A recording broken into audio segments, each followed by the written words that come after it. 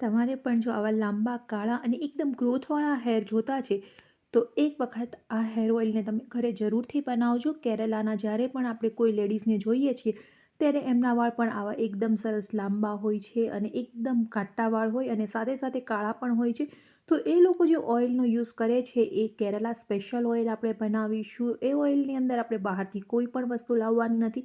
ઘરમાં જેટલી વસ્તુઓ છે એ વસ્તુનો ઉપયોગ કરી અને આપણે આ હેર ઓઇલ બનાવીશું. એકદમ ઓર્ગેનિક છે અને સાથે સાથે તમારા હેર ગ્રોથમાં પણ તમને ખૂબ જ હેલ્પ કરશે. તમારા વાળને છે એ કાળા કરવામાં પણ હેલ્પ કરશે. સાથે સાથે તમારા વાળની અંદર એક સરસ શાઇન પણ આવશે. તો ઝટપટથી આપણે આ ઓઇલ બનાવી લઈએ. તો પહેલાં આપણે લઈ લઈશું અનિયન. તો અનિયનની અંદર ભરપૂર માત્રાની અંદર સલ્ફર હોય છે. તો એન્ટીબેક્ટેરિયલ અને એન્ટીફંગલ એમની અંદર ગુણ હોય છે, જે આપણા વાળને હેર ગ્રોથ કરવામાં ખૂબ જ મદદ કરે છે અને સાથે સાથે વાળની અંદર એક સરસ મજાની શાઇન પણ આપે છે. તો આ રીતે આપણે અનિયન લઈ લેવાના છે. ગુલાબી કલરના મેં અનિયન લીધા છે. ત્યારબાદ આપણે લસણ લઈ લઈશું. લસણ એક એન્ટીબાયોટિક છે, જે તમારા ડેન્ડ્રફને દૂર કરવામાં ખૂબ જ મદદ કરે છે.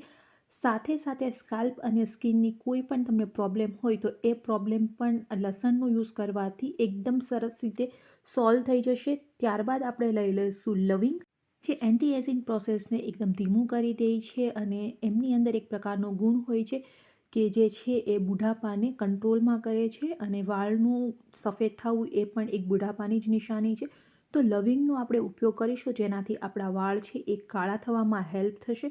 તો આ રીતના આપણે જે ફૂલવાળા લવિંગ હોય છે એમનો જ યુઝ કરવાનો છે. એ પછીનું આપણું જે નેક્સ્ટ ઇન્ગ્રેડિયન્ટ છે તે રાઈ છે. મેં અહીંયા કાળી રાઈનો ઉપયોગ કરેલો છે. રાઈમાં વિટામિન B6 અને પ્રોટીન ભરપૂર માત્રાની અંદર હોય છે અને આપણને ખ્યાલ જ છે કે આપણા હેર ગ્રોથમાં પ્રોટીન છે એ ખૂબ જ મહત્ત્વપૂર્ણ ભાગ ભજવે છે. તો તમે વિચારી શકો છો કે જ્યારે આપણે રાઈનો ઉપયોગ કરીશું તો એમની અંદર ભરપૂર માત્રાની અંદર પ્રોટીન હોવાથી તે હેર ગ્રોથની અંદર ખૂબ જ ઉપયોગી સાબિત થશે. ત્યારબાદ આપણે મેથી લઈ લઈએ.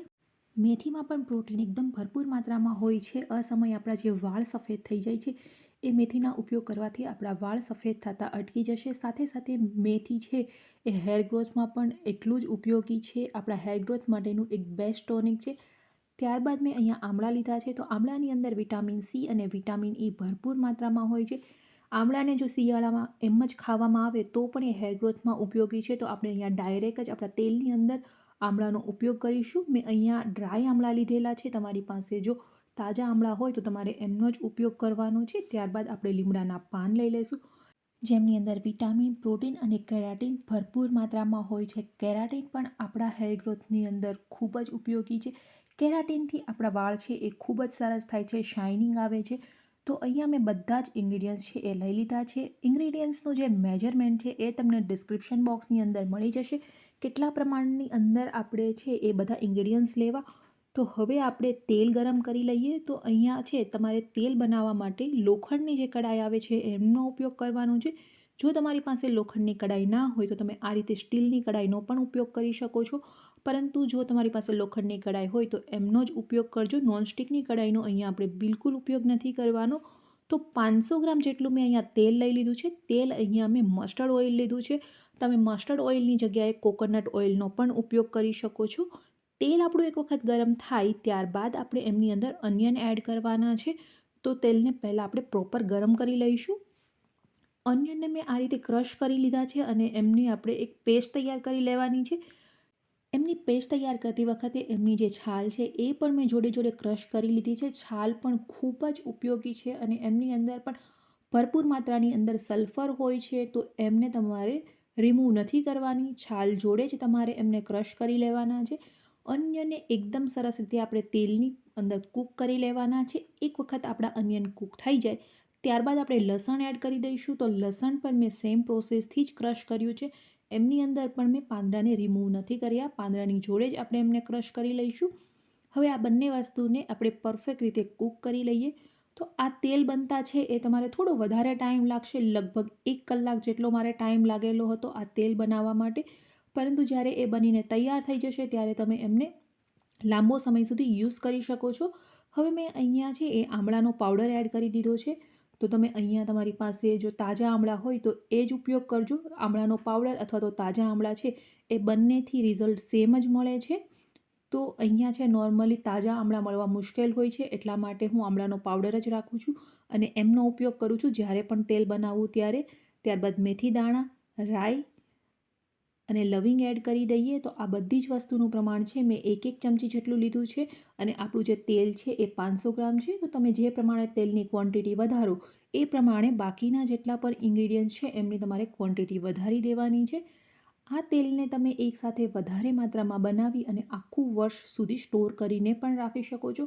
તેલને કશું થતું નથી. તમારે તેલને ફ્રીઝમાં નથી રાખવાનું, બહાર જ સ્ટોર કરીને રાખવાનું છે, જે નોર્મલ રૂમ ટેમ્પરેચરવાળું વેધર હોય ત્યાં. ત્યારબાદ લાસ્ટમાં આપણે લીમડાના પાન એડ કરી દેવાના છે. લીમડાના પાન છે એક કેરાટીનનું કામ કરે છે આપણા હેરને ગ્રોથ કરવા માટે. અને કેરાલામાં જે પણ લોકો આ તેલ યુઝ કરે છે એ લોકો એમની અંદર લીમડાના પાન અચૂકથી નાખે છે. તમને ખ્યાલ હોય તો કે કેરાલામાં બધા લોકોના ઘર છે એમની પાસે લીમડાના ઝાડ હોય જ છે, તો લીમડાનો એ લોકો ભરપૂર માત્રામાં ઉપયોગ કરે છે. તો આ રીતનું આયુર્વેદિક તેલ છે એ તમે ઘરે બનાવી શકો છો, બહારથી લાવવાની બિલકુલ જરૂર નથી. અત્યારે બજારમાં છે આયુર્વેદિક તેલના નામે ઘણા ડુપ્લિકેટ ઓઇલ મળે છે, તો એમની અંદર વધારે પ્રમાણમાં આપણે પૈસા ખર્ચ કરીએ છીએ અને પછી એમનું રિઝલ્ટ પણ નથી મળતું. તો એમના કરતાં બેટર છે કે આપણે ઘરે જ ઘરના રહેલા ઇન્ગ્રીડિયન્ટ્સનો ઉપયોગ કરીને જ આ હેર ઓઇલ બનાવીએ, જેનાથી આપણને ખ્યાલ હોય છે કે આપણે કઈ કઈ વસ્તુનો ઉપયોગ કર્યો અને જેનું રિઝલ્ટ પણ ખૂબ જ ઝડપથી મળે છે. આ હેર ઓઇલને તમે અઠવાડિયામાં 2 વખત યુઝ કરી શકો છો. જ્યારે પણ તમારે હેર વોશ કરવા હોય ત્યારે આગલી રાતે તમારે એકદમ સરસ રીતે સ્કેલ્પની અંદર મસાજ કરી લેવાનો છે. ત્યારબાદ ઓવરનાઇટ આ ઓઇલને આપણે હેરમાં રહેવા દઈશું અને સવારમાં માઇલ્ડ શેમ્પૂથી હેર વોશ કરી લેવાના છે. જ્યારે પણ તમે આ હેર ઓઇલનો યુઝ કરો ત્યારે તમારે શેમ્પૂ છે એ માઇલ્ડ યુઝ કરવાનું છે. માત્ર આ હેર ઓઇલ વખતે નહીં, પરંતુ તમારે ડેઇલી જ્યારે પણ તમે શેમ્પૂનો યુઝ કરો ત્યારે માઇલ્ડ શેમ્પૂનું જ યુઝ કરવાનું છે. જો તમે વધારે પ્રમાણમાં કેમિકલવાળા શેમ્પૂનો યુઝ કરશો તો એનાથી પણ તમારા હેરફોલ છે એ વધી શકે છે. અને જ્યારે પણ હેર વોશ કરો ત્યારે તમારે ગરમ પાણીનો બિલકુલ યુઝ નથી કરવાનો. નોર્મલ જે ઠંડુ પાણી હોય એનો યુઝ કરીને જ હેર વોશ કરવાના છે. તો અહીંયા આપણું તેલ બનીને બિલકુલ તૈયાર થઈ ગયું છે. તમે જોઈ શકો છો કે જેટલા પણ આપણા ઇન્ગ્રીડિયન્ટ્સ છે એકદમ સરસ રીતે અહીંયા કૂક થઈ ગયા છે અને એકદમ ડ્રાય થઈ ગયા છે. તો હવે આ સ્ટેજ પર ગેસની ફ્લેમને બંધ કરી દઈશું અને આપણું ઓઇલ છે એમને એક વાસણમાં ગાળી લેવાનું છે. આ હેર ઓઇલ તમારે જ્યારે પણ યુઝ કરવું હોય ત્યારે એને તમે નોર્મલ હુંફાળું ગરમ કરીને પણ યુઝ કરશો તો પણ એમનું રિઝલ્ટ છે એ તમને ખૂબ જ સારું મળશે. આ હેર ઓઇલને મેં જાતે ટ્રાય કરેલું છે, 100% રિઝલ્ટ મળેલું છે અને સાથે સાથે આનાથી હેર ગ્રોથ પણ સારા એવા થયા છે. હેરની અંદર એકદમ સરસ શાઇન પણ આવી છે. તો તમે જરૂરથી આ હેર ઓઇલને ટ્રાય કરજો. તો આ રીતે આપણે કોઈ પણ ગળણી હોય એના મદદથી તેલને એકદમ સરસ રીતે ગાળી લઈશું અને જે વધારાનો કચરો છે એમને આપણે ફેંકી દઈશું. એ હવે કોઈ પણ કામમાં નહીં આવે, કારણ કે એમની અંદર જેટલા પણ પોષક તત્વો, વિટામિન્સ અને મિનરલ્સ હતા એ બધા જ આપણા ઓઇલની અંદર આવી ગયા છે. તો તમે જોઈ શકો છો કે આપણું હેર ઓઇલ એકદમ સરસ રીતે પરફેક્ટ બનીને તૈયાર થઈ ગયું છે. હવે આમને તમે કોઈ પણ એરટાઇટ કન્ટેનરની અંદર સ્ટોર કરીને રાખી શકો છો. તો મેં અહીંયા એમને કાચના એક જારની અંદર સ્ટોર કરીને રાખેલું છે. જો પોસિબલ હોય તો તમે એમને કાચના કોઈ જારમાં જ સ્ટોર કરીને રાખજો, જેનાથી લાંબો સમય સુધી તમારું તેલ છે એ ખૂબ જ સરસ રહેશે અને એમને કંઈ પણ નહીં થાય.